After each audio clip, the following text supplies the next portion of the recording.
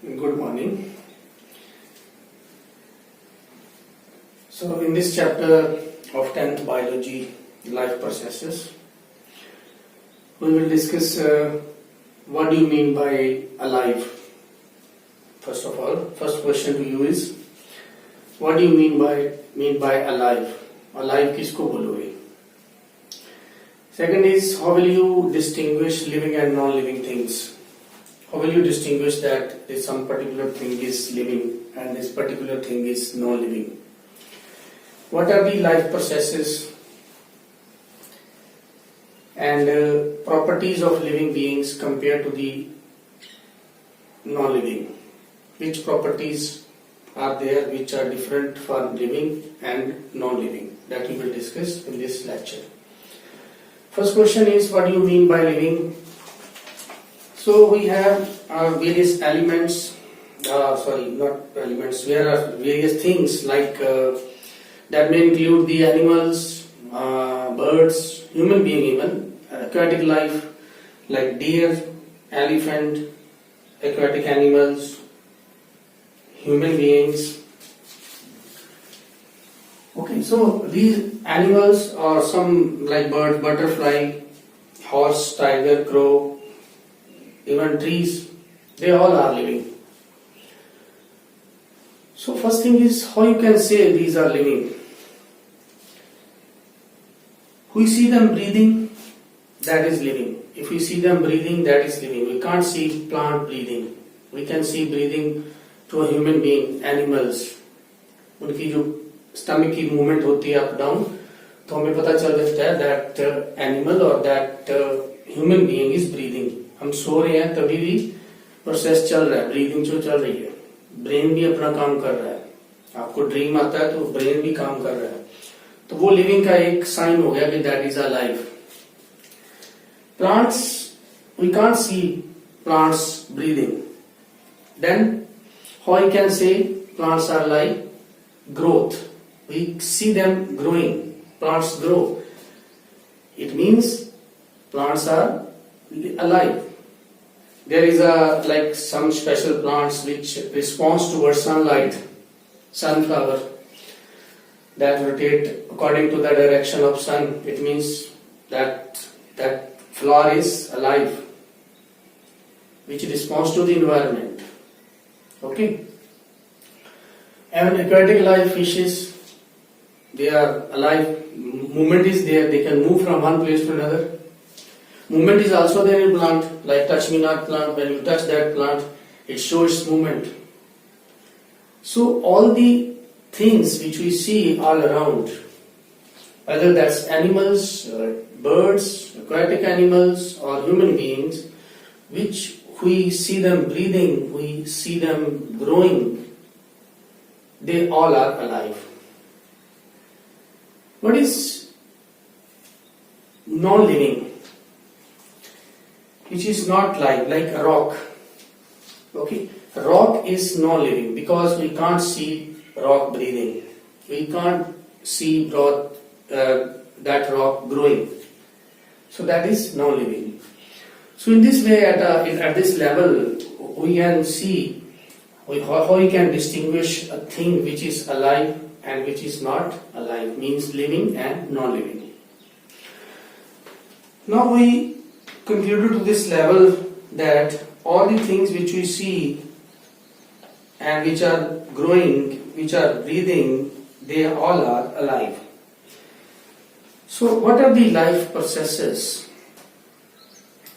Life processes, or you can say the properties of living being which are different. Life processes क्या है? The maintenance functions of living organism. Living organism के अंदर जो main functions हैं, जो different tissues which are made up of large number of cells further, वो अपना अपना काम कर रहे हैं. There are various types of tissue in a body which have a different particular functions. They are doing their function automatically without doing any efforts. So all these things are called life processes, and for life processes we know energy is required.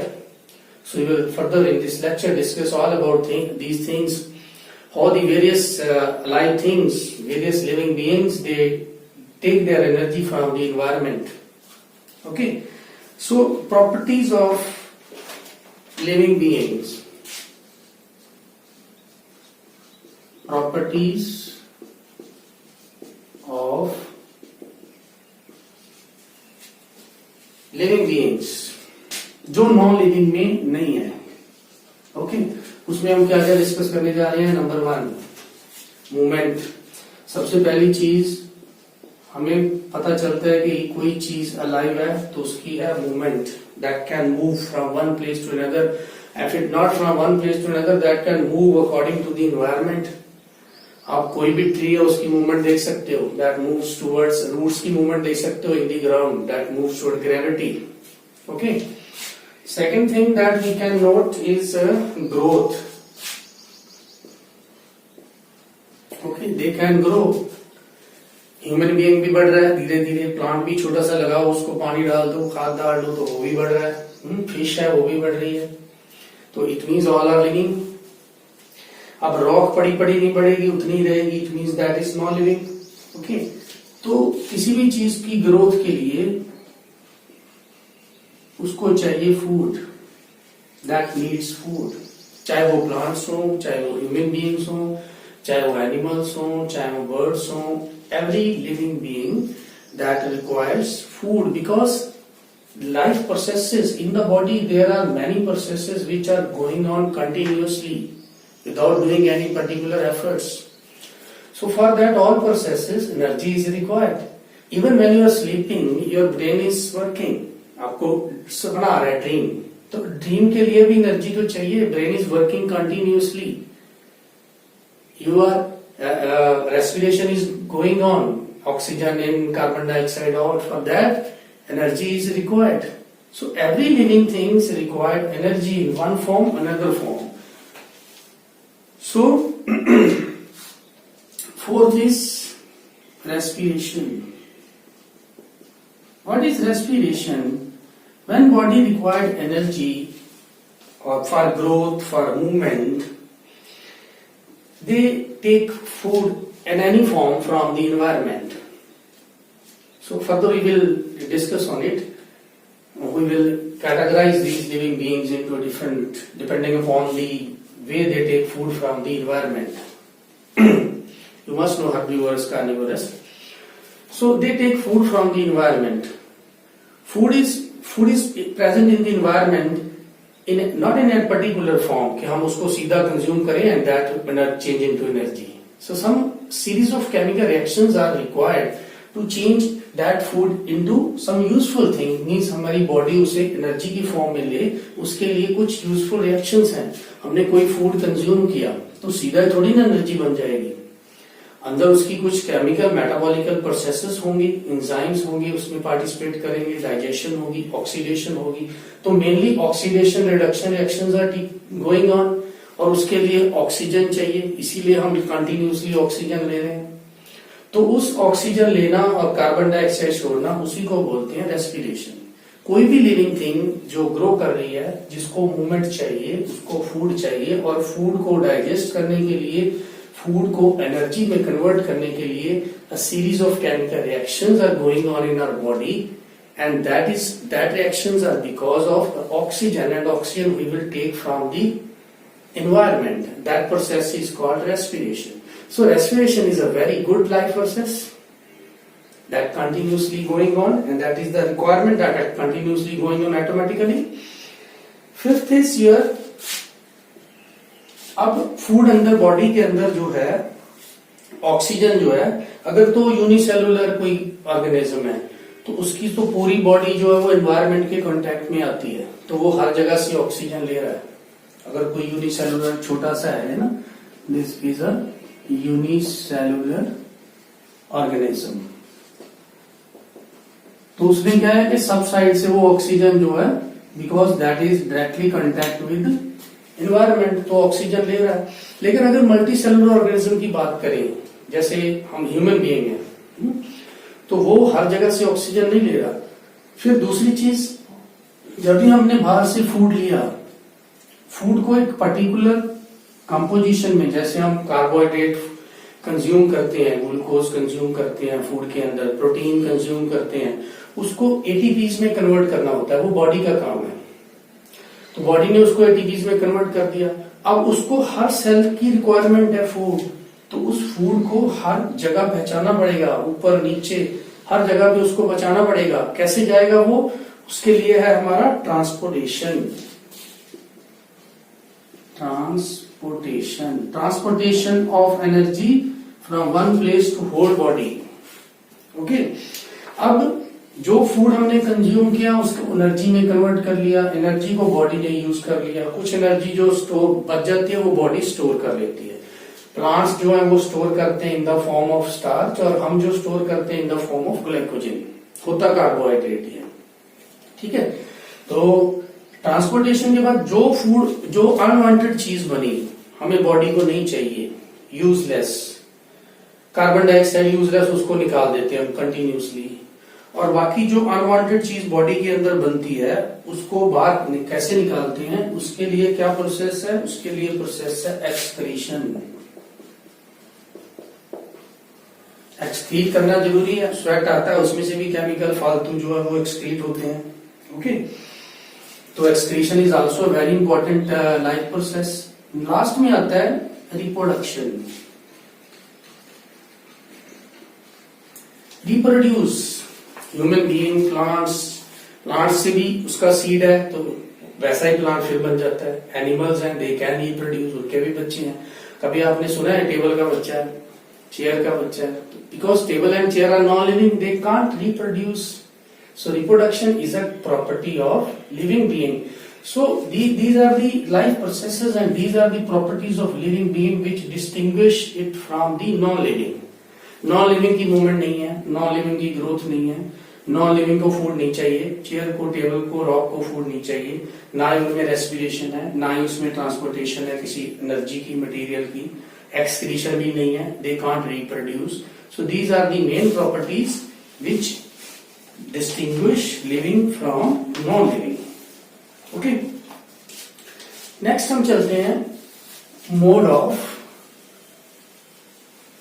Nutrition. अब nutrition कहां पे आया था? Nutrition इसमें था respiration में. Food जब consume किया उसको क्या बोलते हैं? Need food. Need food is actually nutrition.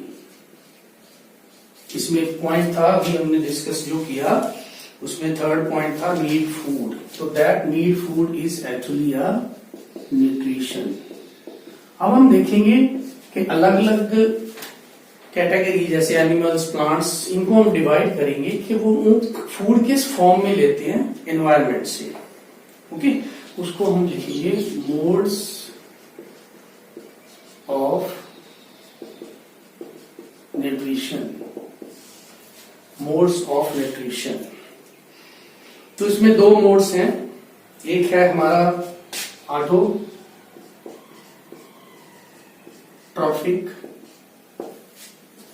Autotrophic mode. इसका मतलब होता है सेल्फ न्यूट्रिशन, जो अपने आप प्रोड्यूस करते हैं अपना न्यूट्रिशन. इनमें प्लांट्स आएंगी. और दूसरा जो है this is number 1 autotrophic. Autotrophic mode है इसका. और जो ऑटोट्रॉफिक मोड से अपना फूड बनाएंगे, जो इस कैटेगरी में आएंगे, उनको हम ऑटोट्रॉफ्स बोलते हैं. ओके, दूसरा है हमारा हेट्रोट्रॉफिक.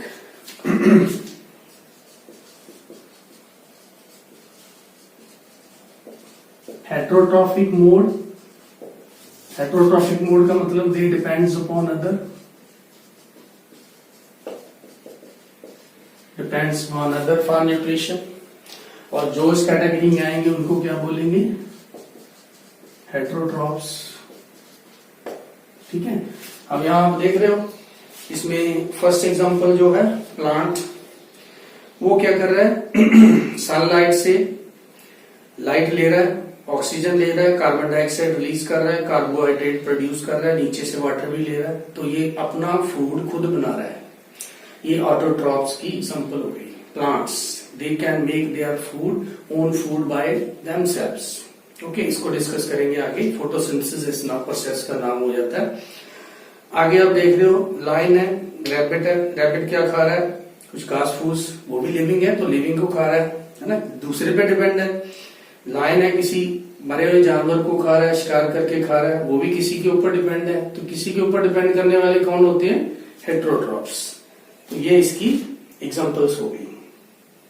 अब इसी के अंदर हमारे पास कुछ यूनिक एग्जांपल्स हैं किसकी?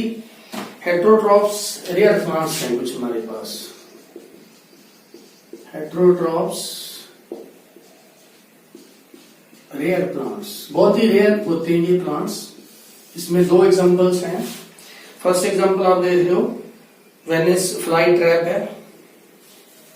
वेनिस फ्लाई ट्रैप, इसमें क्या होता है कि ये इसमें कोई भी, जैसे आप देख रहे हो उसमें एक हनी बी है वो फंसी हुई है, वो पकड़ लेता है उसको प्लांट। जैसे ही कोई उस पर ऊपर आके बैठे तो उसको वो ऐसे कैच कर लेता है। तो इसको वीनस फ्लाई ट्रैप बोलते हैं। तो यही डिपेंड दूसरे पे करेगा, इसका मतलब ये हेटेरोट्रॉप्स है। दूसरी एग्जांपल आप पिक्चर प्लांट की देख रहे हो, इसमें आप एक कप नजर आ रहा है सामने।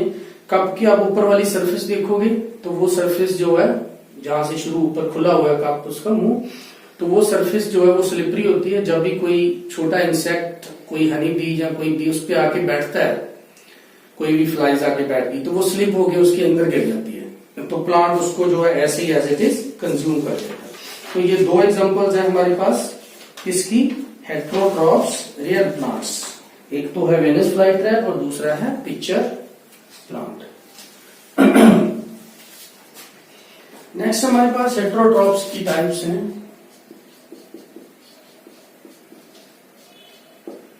हेटेरोट्रॉप्स,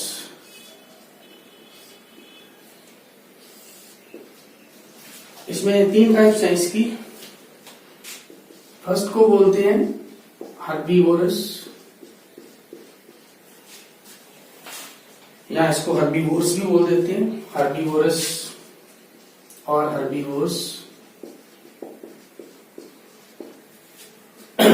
ठीक है, तो हर्बीवोरस एनिमल्स होता है, उसको कलेक्टिवली हम हर्बीवोर्स भी बोल देते हैं। दूसरी कैटेगरी में आता है कार्निवोरस, कार्निवोरस एनिमल्स, और इसको कार्निवोर्स बोलते हैं। और तीसरी कैटेगरी है ओमनिवोरस,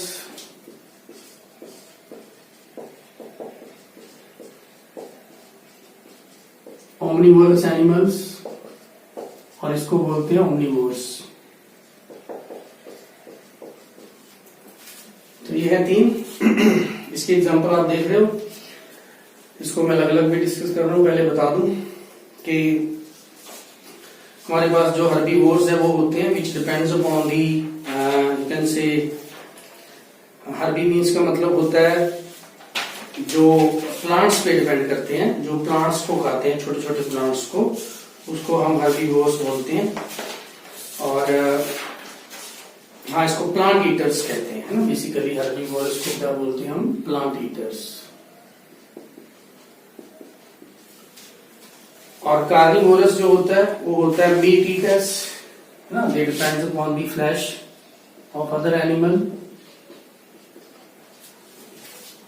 ओके, और ओमनिवोरस होता है all eater. All eater means they may eat plants, may eat animals. तो ये मैंने नीचे एक एक एग्जांपल इनकी दे दी, आप इसको देखो ध्यान से। जैसे फर्स्ट है हर्बीवोरस में, हर्बीवोरस में कौन आएगा? ये जेब्रा है, कुछ काउस टाइप है, ये घास फूस खा रहे हैं, ये सब हर्बीवोरस है, प्लांट ईटर्स। दूसरी एग्जांपल में लायन है, कुछ खा रहा है फ्लैश, तो ये मीट ईटर हो गया। तीसरे में मैन है ना, सभी मैन वो क्या है? ओमनिवोरस, सब खा जाते हैं, प्लांट्स भी खा जाते हैं और मीट भी खा जाते हैं। तो किस कैटेगरी में आएंगे? ओमनिवोरस कैटेगरी में। ठीक है, तो अब थोड़ा थोड़ा इनके बारे में मैं और डिटेल में बताऊंगा, फिर हम आगे चलेंगे फोटोसिंथेसिस पे। तो first thing is here herbivorous animals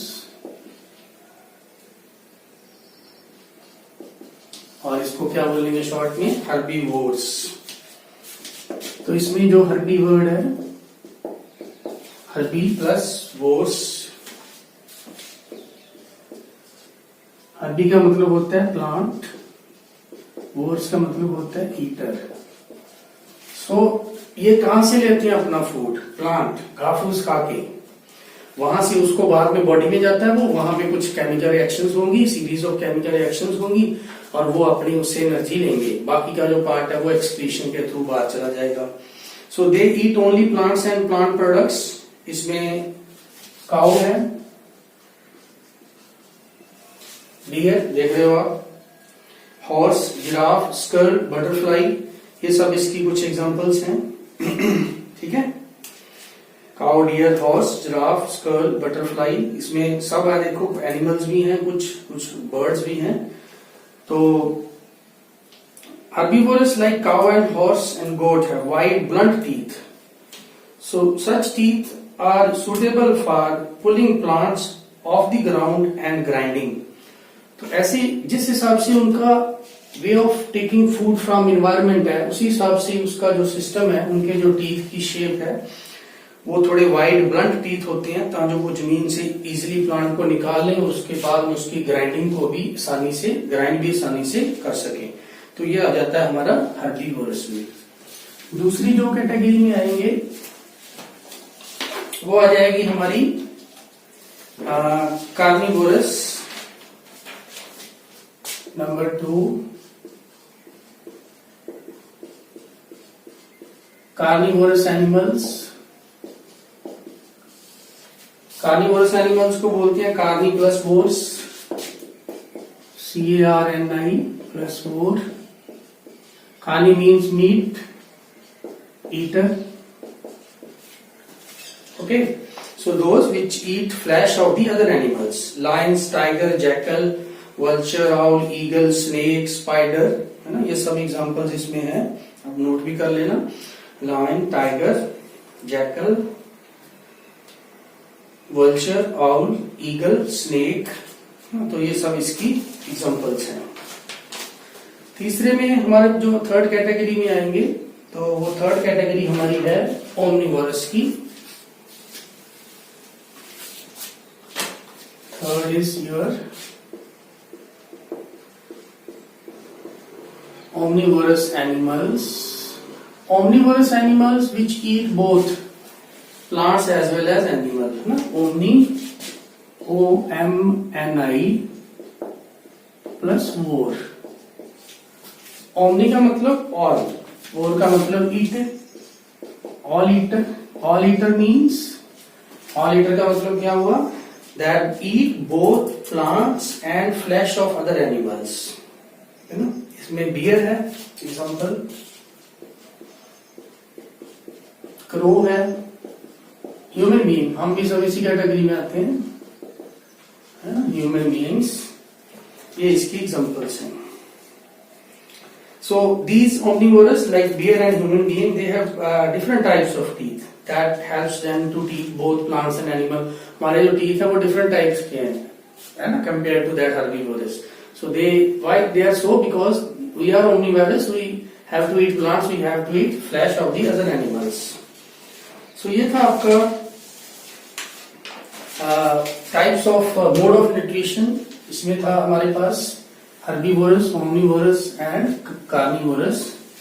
अब नेक्स्ट जो हम करेंगे कि जो ऑटोट्रॉप्स हैं,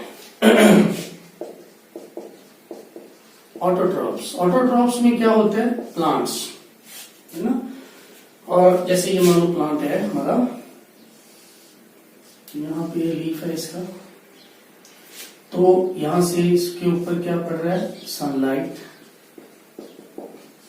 सनलाइट इसके ऊपर पड़ रही है, तो सनलाइट ये ऑब्जर्व करेगा ना, लीफ जो है हमारा ये सनलाइट ऑब्जर्व करेगा, ऑब्जर्व करके क्या करेगा, यहाँ पे फूड बना लेगा। तो यहाँ पे कौन सी रिएक्शन होगी, 6 कार्बन डाइऑक्साइड, हमारे पास जो कार्बन डाइऑक्साइड है, ओके, और इसमें वाटर ये कहां से ले रहा है, वाटर ये यहाँ नीचे इसकी रूट्स हैं, these are the roots, this is its stem this is leaf. Okay, तो ये सनलाइट की प्रेजेंस में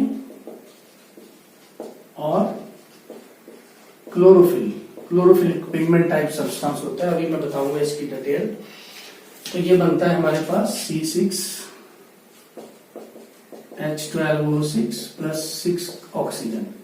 तो एक तो चीज यहां से क्लियर होगी कि व्हेन फोटोसिंथेसिस टेक प्लेस, तो इस केस में कार्बन डाइऑक्साइड जो है वो कंज्यूम होती है और ऑक्सीजन जो है वो रिलीज होती है। नजर आ रही है आपको? और साथ में क्या बन रहा है? ग्लूकोज बन रहा है। एक इसका formula C6H12O6, this is glucose. और ये किस कैटेगरी में आता है? कार्बोहाइड्रेट्स। तो न्यूट्रिशन के अंदर जब हम न्यूट्रिशन की बात करते हैं तो हमें क्या क्या चाहिए न्यूट्रिशन के अंदर? हमें चाहिए कार्बोहाइड्रेट्स, फैट्स। मेन जो एनर्जी का सोर्स होता है कार्बोहाइड्रेट्स एंड फैट्स। उसके अलावा हमारे फूड में क्या होना चाहिए?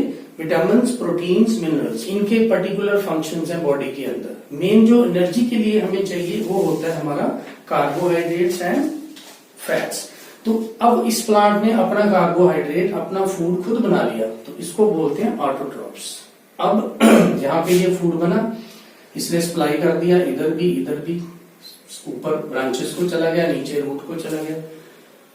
तो ऐसे ये प्लांट्स जो हैं सनलाइट को ट्रैप करके अपना फूड बनाते हैं। जब जितने भी लाइफ प्रोसेसेस इसके अंदर है प्लांट के, इसको ग्रोथ के लिए एनर्जी चाहिए, थोड़ी मूवमेंट के लिए एनर्जी चाहिए, जो इसकी ब्रांचेस हैं उन्होंने मूव करना है, तो बाकी का जो बचता है कार्बोहाइड्रेट उसको ये स्टोर कर लेते हैं, है ना, स्टोर्ड एज स्टार्च। सिमिलरली जैसे हम फूड खाते हैं, हमें जितना चाहिए उतना यूज हो गया, है ना, ग्लूकोज। बाकी जो बच जाता है हम कैसे सेव करते हैं, उसको कैसे स्टोर करते हैं बॉडी के अंदर? In the form of glycogen. In the form of glycogen. तो लिख लेते हैं same as human being, same as human being store food as glycogen. जब भी जरूरत पड़ेगी, जैसे प्लांट्स को सनलाइट की जरूरत है, अब सनलाइट दिन में होता है रात में नहीं होता, तो रात को तो एनर्जी तो चाहिए, सोते समय भी एनर्जी चाहिए, तो तब वो यूज कर लेते हैं। ऐसे ही हम जब हमें चाहिए होती है एनर्जी, फूड नहीं मिलता किसी वजह से थोड़ा, तो तभी हम वो ग्लाइकोजन जो स्टोर की है वो यूज कर लेते हैं। ठीक है, अब इसको थोड़ा सा और डिटेल में करेंगे कि ये जो हमारे पास फोटोसिंथेसिस है ये कैसे होती है, कहां पे होती है। तो इसके लिए आप इस क्लोरोफिल की जो एक सेल जो हमारा ग्रीन लीफ है उसकी एक स्ट्रक्चर है, इसको आप ध्यान से देखिए। इस स्ट्रक्चर में जो जो नजर आ रहा है वो मैं आपको थोड़ा सा एक्सप्लेन करूंगा। पहली चीज आप इसमें देख रहे हो, सबसे जो ऊपर अपर एंड लोअर एक लेयर है जिसको कहते हैं क्यूटिकल। एपिडर्मिस के बाहर ऊपर वाली एपिडर्मिस और नीचे वाली एपिडर्मिस के उसके ऊपर एक पतली सी लेयर है जिसको बोलते हैं क्यूटिकल। क्यूटिकल का मेन काम क्या है? To prevent the loss of water, to prevent loss of water. ये अंदर प्लांट से अंदर वाटर तो है, रूट के थ्रू प्लांट ने लिया, अब वो वेपोरेट ना हो जाए, तो तभी ये क्रिटिकल इसका ये काम करती है। उसके बाद आप देख रहे हो mesophyll. Mesophylls actually are photosynthesis cell. जो मीसोफिल्स हैं, यहाँ पे जो मीसोफिल्स हैं वो दे आर फोटोसिंथेसिस सेल। मतलब एक्चुअल में जो फोटोसिंथेसिस है वो मीसोसेल में ही होता है। अब मीसोसेल में कई सारी सेल ऑर्गेनेलीज हैं, इसमें आप देख रहे हो राइट साइड पे क्लोरोप्लास्ट है, वैक्यूल्स है, न्यूक्लियस, सेल वॉल, साइटोप्लाज्म। तो ये जो क्लोरोप्लास्ट है यहाँ पे एक्चुअली जो है chloroplast is an organelle, chloroplast is an organelle of mesophylic cell where photosynthesis occurs. Where photosynthesis occur, यहां पे फोटोसिंथेसिस होती है। तो इसके अंदर एक क्लोरोफिल होता है, क्लोरोप्लास्ट के अंदर क्या होता है, क्लोरोफिल, अ पिगमेंट, जिसका सेंट्रल एटम मैग्नीशियम आयन होता है, ठीक है, is a pigment like structure that absorb sunlight. तो इसमें 3 स्टेप्स आते हैं आगे। जैसे ही जब ग्रीन कलर है प्लांट का, लीफ का कलर ग्रीन होता है, वो भी किसकी वजह से होता है, वो भी इस क्लोरोफिल की वजह से ही होता है, तभी वो ग्रीन है। अब जब ये क्लोरोफिल है, इसका मेन काम क्या है कि इसने लाइट को ऑब्जर्व करना है। कार्बन डाइऑक्साइड और वाटर मॉलिक्यूल्स डायरेक्टली सनलाइट को ऑब्जर्व नहीं कर सकते, तो chlorophyll as a catalyst, you can say as a photosensitizer काम करता है। फोटोसेंसिटाइजर, फोटोसेंसिटाइजर होता है which has a tendency to absorb sunlight. Photo means light, sensitive means, sensitizer means sensitive, photosensitive. Carbon dioxide is not a photosensitive, water is not a photosensitive. So what? Carbon dioxide and water both cannot absorb sunlight. Then what? Chlorophyll absorbs sunlight and convert that light into chemical energy. Okay? So after it absorb light, उसमें 3 steps होते हैं। तो पहला तो है absorption of light, first step में आ जाता है एब्जॉर्प्शन ऑफ लाइट। अब लाइट किसने ऑब्जर्व की, कार्बन डाइऑक्साइड ने, नो, वाटर ने, नो, क्लोरोफिल ने। तो क्लोरोफिल फोटोसेंसिटाइजर है, तो absorption of light by chlorophyll. तो light energy to chemical energy, दूसरा जो इसमें आ जाता है, जो लाइट एनर्जी है that convert into chemical energy, वो केमिकल एनर्जी में कन्वर्ट हो जाती है। And splitting of water to oxygen and hydrogen, तो वाटर मॉलिक्यूल की स्प्लिटिंग हो जाती है, water molecule split to oxygen and hydrogen, दूसरा स्टेप। तीसरा स्टेप है रिडक्शन, थर्ड स्टेप है reduction of carbon dioxide to glucose. Carbon dioxide की ग्लूकोज में रिडक्शन हो जाती है। रिडक्शन कौन करता है, ये जो हाइड्रोजन प्रोड्यूस हुआ। ग्लूकोज क्या है, हमारा कार्बोहाइड्रेट। तो ये है पूरा प्रोसेस फोटोसिंथेसिस का। फोटोसिंथेसिस में क्लोरोफिल चाहिए क्योंकि वो फोटोसेंसिटाइजर है। कार्बन डाइऑक्साइड एंड वाटर जो है वो डायरेक्टली लाइट ऑब्जर्व नहीं कर सकते। जब लाइट ऑब्जर्व करेगी हमारी क्लोरोफिल, तब क्या होता है, तो उसके अंदर 3 स्टेप्स हैं। जैसे पहले तो उसने लाइट ऑब्जर्व की, उसके बाद उसी लाइट एनर्जी को कन्वर्ट किया केमिकल एनर्जी में। केमिकल एनर्जी में क्या होगा, water split to hydrogen and oxygen. ये सब चीज कहां हो रही है, क्लोरोप्लास्ट, जो कि मीसोफिल का एक पार्ट है। फिर रिडक्शन होती है कार्बन डाइऑक्साइड में। तो ये जरूरी नहीं है कि ये जो स्टेप्स हैं तीनों ये immediately one after the other हो जाए। ये भी जरूरी नहीं है कि तीनों स्टेप की, अभी लाइट ऑब्जर्व की, अभी लाइट उसने ऑब्जर्व की, अभी केमिकल एनर्जी में कन्वर्ट हो गया, अभी कार्बन डाइऑक्साइड ग्लूकोज में कन्वर्ट हो गया। ऐसा जरूरी नहीं है, क्योंकि कई डेजर्ट प्लांट हैं, they take up carbon dioxide at night and prepare an intermediate, okay, and which is acted upon by the energy observed by the chlorophyll during the day. During the day process होता है, उसने observe कर लेनी carbon dioxide रात को, okay, they observe carbon dioxide at night and prepare intermediate बना के रख लिया, which is acted upon the energy absorbed by the chlorophyll. तो means it is not necessary that all these steps they go one by one, absorb हुआ, convert हुआ फटाफट, ऐसा नहीं है। That depends upon the plant to plant. कि कई plants हैं उसमें एक स्टेप हो गया दिन को, एक होगा फिर रात को, उसने स्टोर करके रख लिया। तो ये पूरा स्टेप है, इसको कहते हैं फोटोसिंथेसिस प्लांट्स के अंदर। और during the photosynthesis carbohydrate is produced which is used as a main nutrition food source for the autotrophs, means for plants. तो यही जो फूड्स हैं, जैसे कार्बोहाइड्रेट बना था ग्लूकोज, है ना, तो ग्लूकोज जैसे अभी हम क्या ओमनीवोरस, तो हम भी प्लांट्स कंज्यूम करते हैं, तो यही ग्लूकोज हमारे अंदर जाता है, तो उसी से हमारी बॉडी जो है वो एनर्जी बना लेती है। तो हम लेकिन क्या हो कि हमने वो खुद नहीं बनाया, हमने तो ये डायरेक्ट प्लांट पे डिपेंडेंट है या किसी एनिमल फ्लैश पे डिपेंडेंट है, तो इसीलिए हम जो है वो ओमनिवोरस में आ जाते हैं। तो ये लाइफ प्रोसेस का इतना पार्ट था। Thank you.